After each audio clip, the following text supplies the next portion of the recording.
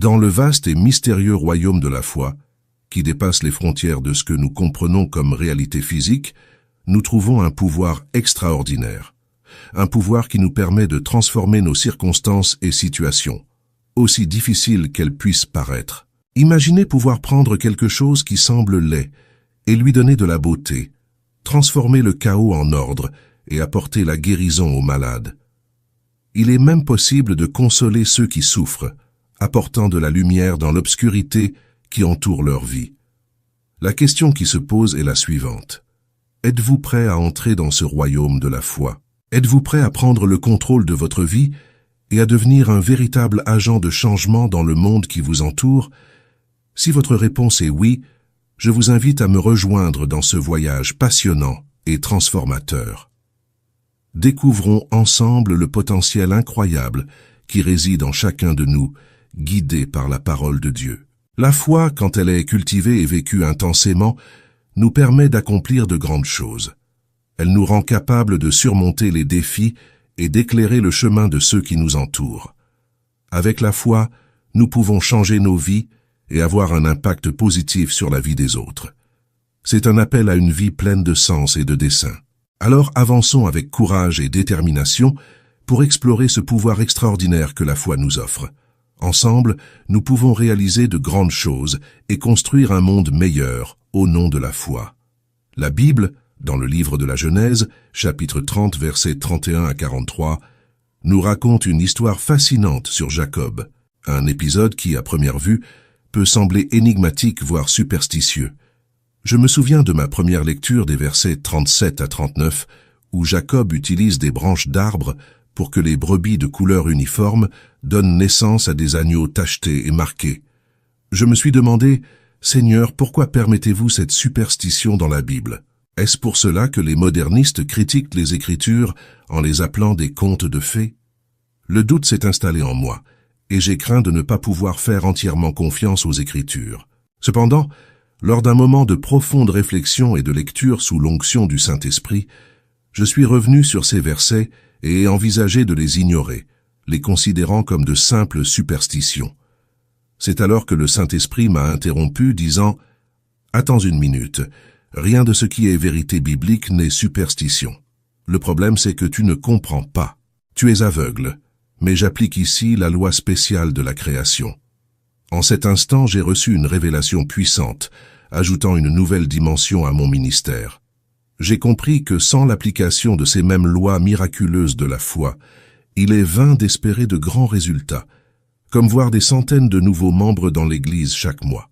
Les efforts personnels, en dehors de l'œuvre de la 4e dimension, ne peuvent jamais produire de tels fruits. À cette époque, Jacob, connu pour sa ruse, était chez son oncle Laban, qui changeait son salaire à plusieurs reprises pour essayer de le tromper.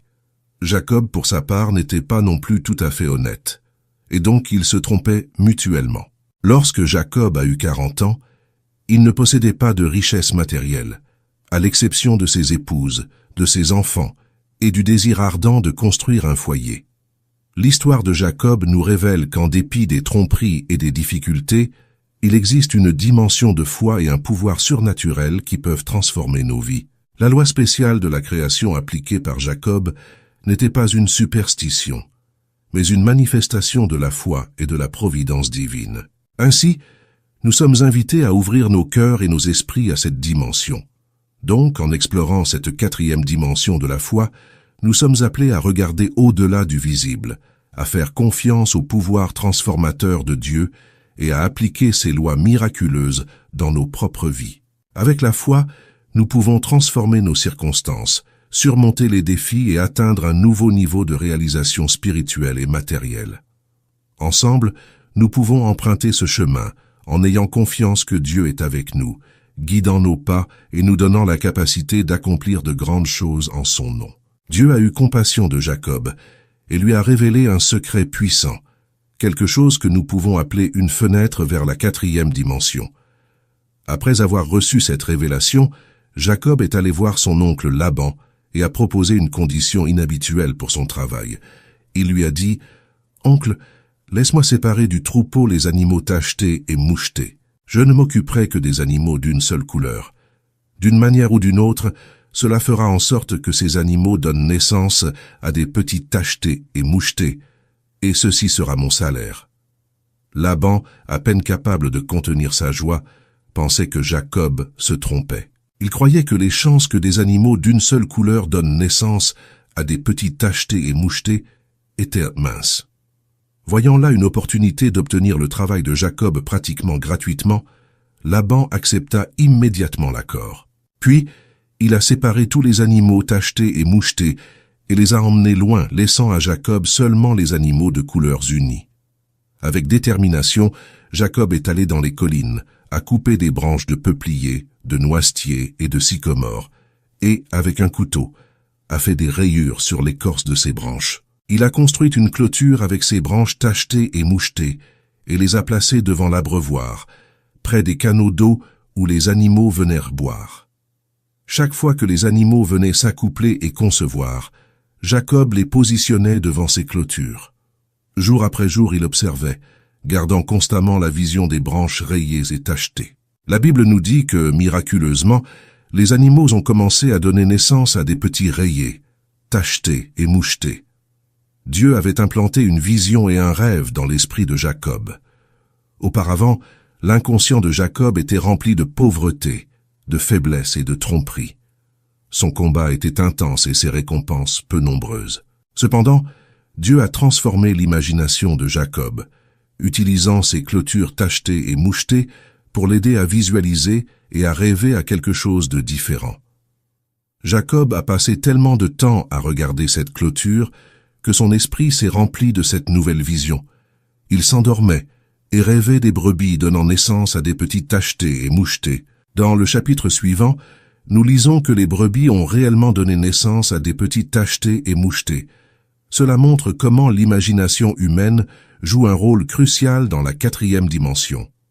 Les animaux, bien sûr, n'ont pas la capacité d'imagination de la même manière que nous. L'imagination est une œuvre de l'esprit humain. Quand Jacob a commencé à comprendre cette vision et ses rêves de brebis tachetés et mouchetés dans son cœur et son imagination, il a appris le langage du Saint-Esprit. Et ce langage, cette profonde connexion, lui a permis de transformer sa réalité. Tout comme nous ne pouvons communiquer pleinement avec quelqu'un qu'en utilisant une langue connue, notre communication avec le Saint-Esprit doit être claire et compréhensible. Jacob a appris à parler ce langage à travers sa foi et sa vision, transformant l'impossible en réel. Nous pouvons revendiquer ces promesses qui sont marquées par le sang de Jésus-Christ. Tout comme Dieu a élevé un arbre taché et souillé au calvaire, non avec un couteau, mais avec le sang de son Fils, ces promesses sont à notre portée, attendant d'être réclamées. Cet arbre élevé au calvaire est un symbole de transformation et de rédemption. Tout le monde peut regarder cet arbre et recevoir une nouvelle vision, un nouveau rêve et une nouvelle vie par la puissance du Saint-Esprit. Maintenant, permettez-moi de partager une expérience personnelle qui illustre le pouvoir transformateur de la foi et de la prière. La veille de Noël, alors que je préparais mon sermon, j'ai reçu un appel téléphonique urgent tôt le matin du jour de Noël. Un homme de l'hôpital national de Séoul a demandé « Êtes-vous le pasteur Cho ?» « Oui, c'est moi », ai-je répondu. « Un des membres de votre église est en train de mourir. Il a eu un accident. Il a été renversé par un taxi et le chauffeur l'a mis sur le siège arrière et a conduit avec lui toute la matinée. » En Corée, à l'époque, si un chauffeur renversait quelqu'un et que la victime mourait, il devait payer une somme fixe, mais si la victime était blessée, le chauffeur devait prendre en charge toutes les dépenses médicales. Donc, le chauffeur a conduit avec l'homme blessé jusqu'à ce qu'il soit à l'article de la mort. Finalement, un policier a arrêté le taxi et a emmené l'homme à l'hôpital. Ses intestins étaient gravement endommagés. Son estomac était rempli de saleté et de sang. Le tétanos avait déjà commencé à s'installer. Le médecin me connaissait et m'a appelé disant « Pasteur Cho, nous devons l'opérer. Sur le plan médical, il n'y a pas d'espoir. » Il est resté sans soins médicaux si longtemps que le tétanos a commencé à se développer. Il n'y a aucune possibilité de le guérir. Face à cette situation désespérée, je me suis souvenu des promesses de Dieu, tachées et souillées par le sang de Jésus. J'ai compris que tout comme Jacob a regardé les branches tachetées pour visualiser sa prospérité, Je devais visualiser la guérison de cet homme par la foi. J'ai commencé à prier avec ferveur, appelant l'Esprit Saint à intercéder. J'ai demandé à Dieu d'opérer un miracle, croyant en ses promesses de guérison et de restauration. Ma foi a été renforcée en me souvenant de l'arbre taché et souillé au calvaire, où Jésus a versé son sang pour notre rédemption. Miraculeusement, l'homme a survécu à l'opération. Non seulement il a survécu, mais il s'est complètement rétabli contre toute attente clinique. Cette expérience a renforcé en moi l'importance de faire confiance aux promesses de Dieu et de visualiser avec foi les miracles qu'il peut accomplir dans nos vies. Tout comme Jacob, nous pouvons apprendre à parler la langue du Saint-Esprit et permettre qu'il opère des merveilles à travers nous. Lorsque nous regardons la croix et nous souvenons du sacrifice de Jésus, nous sommes renouvelés et habilités à transformer nos vies et celles de ceux qui nous entourent. La foi, nourrie par la vision des promesses de Dieu, peut réaliser l'impossible.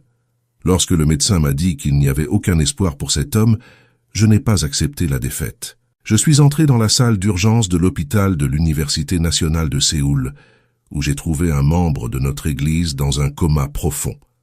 Le médecin a répété que la situation était désespérée. « Révérend, n'espérez rien. Allez au bureau, accomplissez vos affaires avec succès. Tout le monde vous respecte et vous admire. Le soir venu, achetez de beaux cadeaux pour votre épouse qui vous attend à la maison pour le dîner.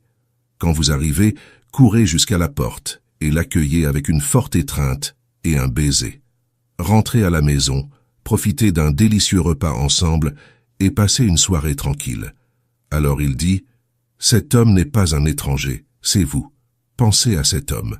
Mettez cette image dans votre esprit. Regardez cet homme et dites dans votre cœur, « Cet homme, c'est moi. » N'imaginez plus la mort, ne créez pas l'image d'un cadavre. Continuez à rêver de cet homme et je ferai la prière. Pouvez-vous faire cela? Oui, pasteur, je vais changer mon rêve, je vais changer ma pensée. Je dirai que je suis cet homme. J'essaierai de transformer cette vision et ce rêve en réalité, répondit-il avec détermination. Les médecins et infirmières présents ont commencé à rire de moi, pensant que j'avais perdu la raison. Mais j'étais sérieux, car je connaissais la loi de la 4e dimension de l'esprit, et cet homme avait commencé à parler la langue du Saint-Esprit.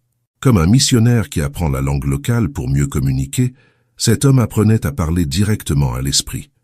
Je me suis agenouillé à nouveau, tenant son lit, et j'ai prié « Cher Saint-Esprit, maintenant il parle votre langue. Il a une vision et un rêve. Précipitez-vous dans son corps physique et exercez votre domination. Ordonnez que cet homme soit rendu complet et rempli de pouvoir de guérison. » Soudain, les personnes présentes dans la pièce ont commencé à ressentir de la chaleur. Les infirmières ont dit « Il fait très chaud dans cette salle.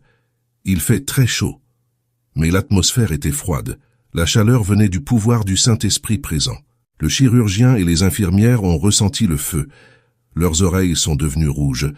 Et le pouvoir de Dieu s'est manifesté si puissamment que nous avons même senti le lit trembler. À la surprise de tous, une semaine plus tard, cet homme s'est levé et est sorti marchant de l'hôpital. Aujourd'hui, il travaille dans le domaine des produits chimiques et se porte à merveille. Chaque fois que je le vois le dimanche matin assis dans la galerie, je me dis « Loué soit Dieu, nous parlons la langue du Saint-Esprit et nous créons. Alléluia !» Cette expérience souligne l'importance de visualiser, rêver et parler la langue du Saint-Esprit. En alignant notre foi avec la vision divine, nous pouvons transformer même les situations les plus désespérées en témoignages puissants de guérison et de renouveau. La foi est un instrument puissant, capable de déplacer des montagnes et de ramener la vie là où il semblait n'y avoir que la mort. Puissions-nous toujours nous rappeler du pouvoir de la foi et de l'importance de visualiser ce que nous voulons réaliser, en nous fiant aux promesses de Dieu et au pouvoir transformateur du Saint-Esprit. Permettez-moi de raconter une autre anecdote. Un jour, j'étais dans mon bureau et une femme d'environ 50 ans est entrée en pleurant. « Pasteur, mon foyer est complètement détruit. »« Arrêtez de pleurer, ai-je répondu, et racontez-moi ce qui s'est passé. Vous savez que nous avons plusieurs enfants et seulement une fille. Elle est devenue une prostituée. Elle couche avec les amis de mon mari et avec les amis de mes enfants. passant d'un hôtel à un autre, d'une discothèque à une autre. Elle est devenue une honte pour notre famille, pleurait-elle. Mon mari ne peut plus aller au bureau. Mes enfants sont morts de honte et maintenant personne ne veut sortir de la maison. J'ai tout essayé. Prenons en compte un autre type d'arbre rayé et tacheté. M'agenouille ici et je m'agenouillerai devant vous. Allons au pied du calvaire. Levons les mains et regardons Jésus mourir sur la croix, saignant et brisé, car il est suspendu là en raison de votre fille. Plaçons votre fille juste derrière Jésus-Christ. Voyons votre fille à travers sa croix rayée et tachetée. Vous pouvez voir votre fille pardonnée, lavée, régénérée et remplie de l'Esprit Saint, totalement transformée. Vous pouvez créer cette image à travers le sang de Jésus? Oui, pasteur, répondit-elle. Maintenant je vois différemment. À travers Jésus, à travers la croix, je peux changer l'image que j'ai de ma fille. Magnifique, magnifique, m'exclamai-je. Gardez cette impression claire, vivante et graphique de votre fille à l'esprit, jour après jour. Alors le Saint-Esprit pourra l'utiliser, car son langage se réalise à travers la vision et le rêve. Nous savons que nous créons la bonne image, car nous sommes au pied de la croix. Ensuite, nous nous sommes agenouillés et avons prié. Ô Seigneur, maintenant vous voyez cette image. Cher Saint-Esprit, coulez vers cette nouvelle image, cette nouvelle vision, ce nouveau rêve. Transformez, opérez des miracles. J'ai congédié cette mère et quand elle est partie, elle était pleine de sourires, car l'image qu'elle avait de sa fille avait changé. Un dimanche, quelques mois plus tard, elle est entrée soudainement dans mon bureau, en amenant avec elle une belle jeune fille. « Qui est cette jeune demoiselle ?» ai-je demandé. « C'est ma fille, sourit-elle. Ensuite, elle m'a raconté toute l'histoire. Une nuit, sa fille dormait dans un motel avec un homme. En se réveillant le matin, elle se sentit sale et honteuse. Elle ressentit une grande misère dans son âme et eut un profond désir de rentrer chez elle, mais était terrifiée par la réaction de ses parents et de ses frères. Cependant, elle décida de risquer, se disant « Je vais essayer une fois de plus, ce sera ma dernière tentative. » Ainsi, elle se rendit chez ses parents et sonna à la porte. Sa mère ouvrit, et en voyant sa fille, son visage s'illumina comme si le soleil y brillait. La mère accueillit sa fille. « Bienvenue, ma fille !» et se précipita pour l'embrasser. La fille fut complètement submergée par l'amour de sa mère et se mit à pleurer. Sa mère avait prié, et l'image qu'elle avait de sa fille avait complètement changé. Elle accueillit sa fille chaleureusement à ce moment-là et la prit dans ses bras. La mère l'emmena à l'église. Pendant 2 ou 3 mois, la jeune fille écouta les prêches, confessa tous ses péchés, donna son cœur à Jésus-Christ et reçut le baptême dans l'Esprit Saint. Elle devint une nouvelle créature en Christ. Avec le temps, elle rencontra un merveilleux mari. Cette fille a maintenant 3 enfants et est l'une des principales leaders des cellules de mon Église. Elle est une évangéliste fervente. Tout cela s'est passé parce que sa mère a changé sa vision et son rêve, en appliquant la loi de la 4e dimension. Tout au long des Écritures, Dieu a toujours fait usage de cette loi de la 4e dimension. Voyez Joseph. Avant d'être vendu comme esclave, Dieu avait déjà imprimé dans son cœur des images de la 4e dimension à travers divers rêves. Dieu donna à Joseph une vision claire. Bien qu'étant emmené comme esclave en Égypte, il exerçait déjà une autorité sur sa foi et devint plus tard Premier ministre. Voyez Moïse. Avant de construire le tabernacle, il fut appelé sur le mont Sinaï. Là, il resta 40 jours et 40 nuits et reçut une image mentale. C'est pourquoi vous êtes vraiment un roseau, mais je t'appellerai Pierre, le rocher. Simon, un roseau, était mort pour le monde, et Pierre, le rocher, était vivant. Pierre était pêcheur et connaissait les qualités solides et stables d'un rocher. Dans son imagination, il commença immédiatement à se voir comme un rocher. Il observait les vagues brassées par le vent de la mer de Galilée, frapper le rocher en éclaboussures d'écume. Le rocher semblait avoir été vaincu, mais l'instant d'après, il voyait toute l'eau se briser contre le rocher, glisser de lui, et le rocher restait encore là. Pierre répétait sans cesse « Je suis comme un rocher. Oui, je suis comme un rocher. » Dieu a changé le nom de Jacob en Israël, qui signifie « prince de Dieu ». Auparavant, Jacob était connu comme un tricheur, un trompeur, mais Dieu l'appela prince. montrant la puissance de la transformation divine. Sur le chemin de la méditation et de la foi, il est crucial d'avoir une vision claire de nos objectifs. La Soka Gakkai, par exemple, construit des images de prospérité, répétant des phrases et essayant de développer la 4e dimension spirituelle de l'homme. Ces pratiques créent quelque chose de tangible dans leur vie. Bien que le christianisme soit présent au Japon depuis plus de 100 ans, il ne représente que 0,5% de la population. En revanche, la Soka Gakkai compte des millions de fidèles. Ils appliquent la loi de la 4e dimension et réalisent des miracles, tandis que beaucoup dans le christianisme se limitent à parler de théologie et de foi sans expérimenter de miracles. Cependant, en tant qu'enfants de Dieu, qui est un Dieu de miracles, nous avons un désir inhérent de voir ces miracles se réaliser. Sans témoigner de miracles, beaucoup ont du mal à croire pleinement en la puissance de Dieu. Par conséquent, nous avons la responsabilité de fournir des miracles à ces personnes. La Bible n'appartient pas à la 3e dimension, mais à la 4e. En elle, nous lisons sur Dieu et la vie qu'il a pour nous. Nous pouvons apprendre le langage du Saint-Esprit en lisant les Écritures. Cela nous permet d'élargir nos visions et nos rêves, de les façonner et de créer de nouvelles réalités.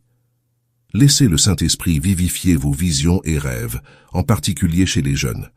Même si vous n'avez pas la mobilité ou l'opportunité d'être missionnaire, vous pouvez vous asseoir et rêver.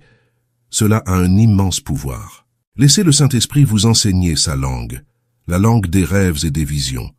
Gardez ces visions et rêves et laissez le Saint-Esprit couler à travers ce langage pour créer. Dieu veut accorder les désirs de votre cœur.